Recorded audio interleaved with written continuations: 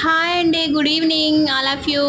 నిన్నైతే Sunday market కదా, ఆ మార్కెట్లో అయితే చాలా ఎంజాయ్ చేసాం. ఆ జనాలను చాలా క్రౌడ్ అయితే ఉంది. కాయగూరలు, చేపల మార్కెట్, ఫిష్ మార్కెట్, అన్నీ అంటే అన్ని వస్తువులు చాలా అయితే దొరికాయి. నిన్న సండే కదా, ఏం తీసుకుందాం అని చెప్పేసి చికెన్ అయితే కర్రీ కోసం అయితే తీసుకున్నాం.